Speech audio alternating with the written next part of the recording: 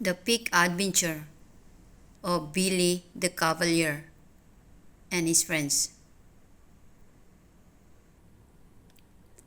Billy the Cavalier lives a very happy life. His tail is always wagging with joy. But Billy has a mischievous side and he loves an adventure. One day, Billy sat his window thinking what an adventure it would be to climb all the way to the very top of Victoria Peak that lay beyond his home.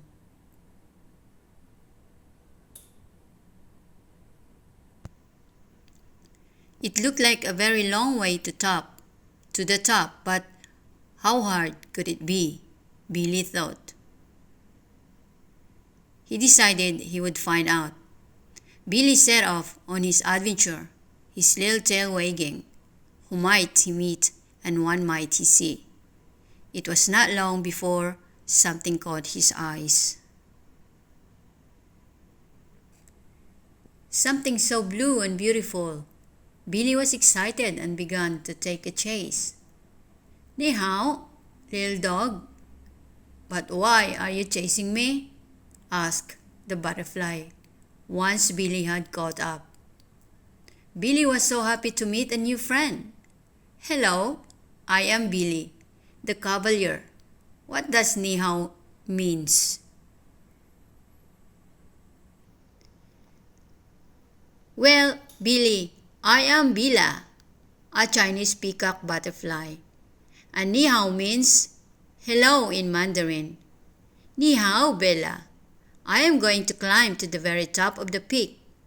Would you like to come with me? Billy's tail wagged excitedly. That sounds fun. Let's go, was Bella's reply. So they set off together.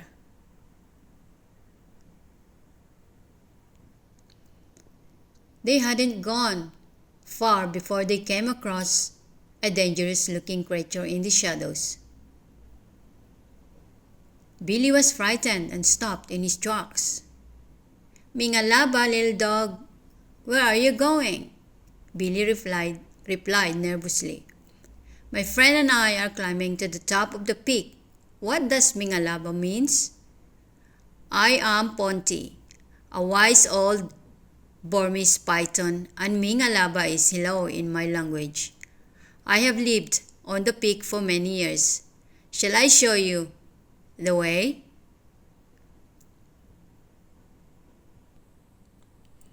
Billy and Bella were so relieved to learn that Ponti was a friendly python, so his tail began to wag once more, and off they set all three.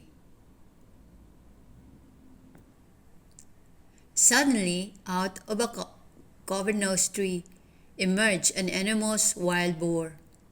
He was so big and bristly, even wise old Ponti was a little scared.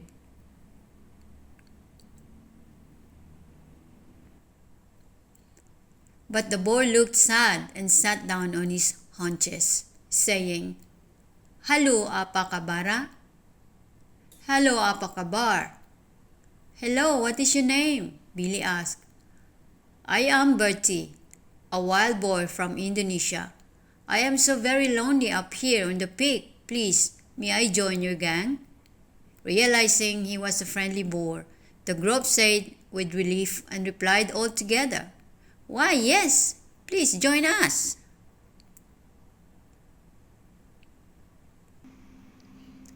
So off they went together, Billy the Cavalier, Billa the butterfly, Ponti the python, and Bertie the boar.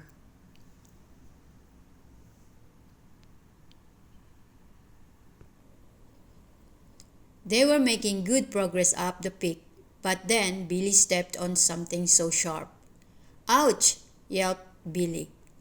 All of a sudden, the sharp object began to wriggle about. Oi, don't step on me! Cried a porcupine. I am so sorry, I didn't see you and your quills are very sharp. Where do you come from? Billy asked. Salamat patang. or good afternoon. I am Percy the Malayan porcupine. Percy, we'd love you to join us on our adventure. Will you come with us? I shall, but as long as you don't step on me again, warned Percy. They walked and walked. Their adventure took them through the thick jungle, under giant trees, and over rushing streams. As they walked, Billy began to sense that someone was following them, but he couldn't see anyone other than his gang of friends. Then there was a rustle in the leaves above. He looked up to find a pair of big eyes staring straight at him. "Manao, Ohana, little dog." Their swinging from the branches was unexotically more. Billy jumped back. "Hello, where do you come from with your stripy tail? I am Leo the lemur from Madagascar, and I have been watching you from the trees. I love an adventure. May I join your gang?" he asked. Billy's tails wagged once more. Another new friends, he thought. "We'd be delighted," Billy replied. And so it was. Leo joined the group of friends, and they became a gang of 6 on an adventure up the peak. A while later, a bright yellow bird flashed before Billy's eyes. It was singing so enchantingly. Billy was mesmerized. "Hello, yellow bird. Your song is so lovely. What is your name?" "Konnichiwa, little dog. I am Yuti, a yellow songbird from Japan. What would you like to meet my other friends?" "Why, yes," replied Billy. "Konnichiwa, little dog." 3 more pretty birds glided gracefully through the air and landed on the branch next to Yuti. "Konnichiwa, I am Josie, a Japanese paradise flycatcher." "Annyeong, annyeong, I am Fanny, a fairy pita bird from South Korea." "Privyet, I am Stavi, a Styrian grasshopper warbler from Russia."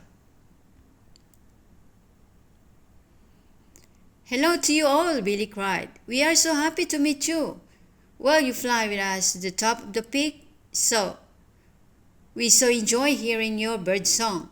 We shall come and sing all the way," the birds tweeted in reply. The 4 birds took off, and Billy barked with an excitement as the whole gang followed. They walked and walked. Their adventure was taking Billy a long way from home. But Billy was having too much fun with his new friends to notice how far he had gone. Finally, they reached the summit of Victoria Peak. What a wonderful views! Looking back to where he had begun, Billy began to miss home. It was a long way back, and it was beginning to get dark. How would he find his way home?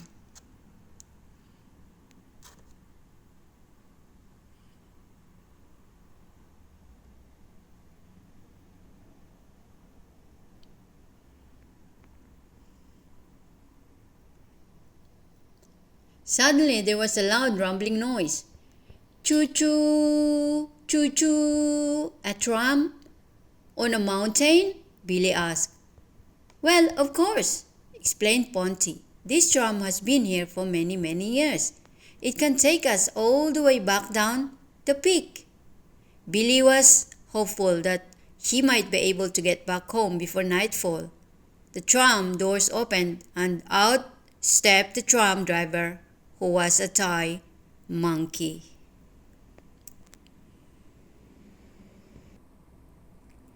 "Hello, Mr. Monkey. Please, may we ride down in your tram?" Billy asked. Why, yes, but first, I would love to know who you are and where you all come from, Mr. Monkey replied. Ni hao, I am Bella from China. Mingalaba, I am Ponti from Burma. Apa kabar? I am Bertie from Indonesia. Salamat Patang, I am Percy from Malaysia. Manao Uhana, I am Leo from Madagascar. Konnichiwa, we are from Japan, said Yuti and Josie together. Annyeong, I am Fanny from South Korea. Privyet, and I am Estabi from Russia. And hello, I am Billy the Cavalier from Hong Kong. I would so love to go home now, Mr. Monkey. So, what difference? That's hello in my language. Very nice to meet you all. Welcome aboard my tram. One by one, they climbed aboard the old tram with Mr. Monkey.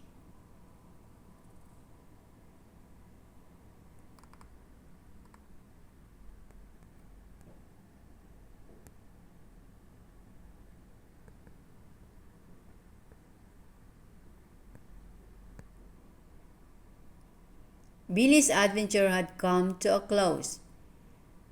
He'd had so much fun exploring the peak with his new gang of friends. Having said goodbye, he made his way back home and fell asleep, happy and dreaming of what his next adventure might be. Good night, Billy.